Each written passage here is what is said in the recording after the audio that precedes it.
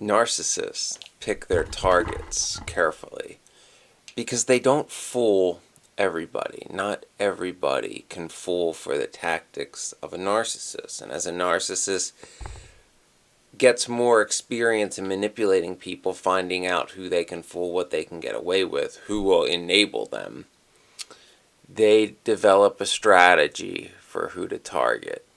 And it's quite known that narcissists a lot of times will target introverts, target loners. And in this video, I'm going to discuss why that is. So there's many reasons behind this. And if you haven't liked and subscribed, please do so. But, narcs don't fool everybody. So they target loners because there's less people in the loner's ear. It's just like out in the wild, the predator will go after the animal that is separated from the pack. So a narcissist targets a loner because they see that person as an easy target. They're not part of that all-important group. Any group, even if it's scumbags, as my mother would try to manipulate me into for most of my life, that one must be part of a group, no matter how scumbaggy the group is, just, because high school is life, and life is high school, and all that crap. But when someone isn't a part of a group, the narcissist has an easier time convincing that person that they're somebody great, that they're a big shot, believe their lies, fall for their love bombing, especially somebody who's a loner and lonely, because not all loners are lonely, or at least not all the time. So a narcissist will target this loner because they feel that this person is vulnerable. This person, needs connection with somebody. And, of course, the narcissist will see this person as useful to them. They see in this loner something that they want, something they want to exploit. And it can be it can be a variety of different things the narcissist intends to use this person for, all of which are a form of narcissistic supply. But narcissistic supply, their lust for it, can be sated in many different ways. But that is one reason why a narcissist will go after a loner, because they're alone and they're more susceptible. Another reason is because the loner is not a part of a group, they only have to fool the target. See, if a narcissist targets somebody who's always in the same group of people, perhaps somebody in that group is going to catch on to what the narcissist is. Not necessarily, because people that are that dependent on a group tend to have groupthink, and if the leader of the group is convinced the narcissist is, a big shot and all that and important, then the other ones will just fall in line, meh, meh, like that. I know. Where I grew up, if it was any more of a hive mind here, people would have to greet people by going, "We are Borg." I discussed that in another video. So that's another reason why the narcissist may choose to go after the loner, because they don't have a group of people to contend with that may out them, that may call them on their bullshit. Because a narcissist fears being exposed more than anything. But the loner is more susceptible. The narcissist a lot of times knows how to play a role. So sometimes a narcissist will even do homework ahead of targeting a loner. So, in a work setting or in a school setting, whatever, the loner is still going to have acquaintances. There's going to be people around that know things about that loner, so the narcissist may see potential target and get as much background information as they can to play the role, to lure that loner in, to pretend to be the type of person that loner would open up to, because loners are very selective with who they open up to. But the narcissist wants something from the loner, so they'll do the best they can to keep up the lie. Yeah.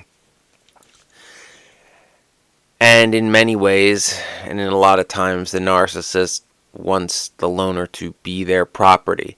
they want this loner, who is isolated already, to become completely dependent on the narcissist. The narcissist wants to be the loner's whole world, which makes it even harder to get away because, if you are not connected to very many people and a person becomes the center of your world, it becomes harder to break away from that person over time, even when you discover who that person really is. The narcissist knows that, and they're counting on it.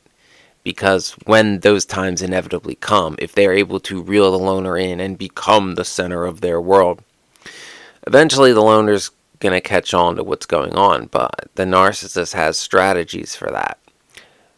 They'll, constantly talk about, but what about all the good times? Or actually, they will constantly talk about, like, well, you said, remember what it was like before me? You had no one. Do you want to go back to that? And I'm not always like this. Remember the good times? Or, you're nothing without me, and all those fun games. But really, the loner is the one who's important to the narcissist because they get that supply from you, and the narcissist needs that supply. They need that attention. Which is another reason why they choose loners. Because loners have such a small circle of people they interact with, they are able to give the narcissist more attention. That's another reason they go after loners. Because someone who's highly sociable in a big group, they're going to be socializing with somebody, a lot of different people at any given time. Narcissist doesn't like that because the narcissist has to be number one always and forever. So someone who's highly extroverted and has a lot of friends, it's a harder target because even if that person believes the narcissist lies, that person has so many friends that they're going to be interacting with them. Even if those other people don't catch on to who the narcissist is and what they're about, they're still going to be spending time with them because highly social people, big social circle. Loner not so much because a narcissist wants, when you call, I come. Like, you exist to serve my every whim. Borderlines especially love this.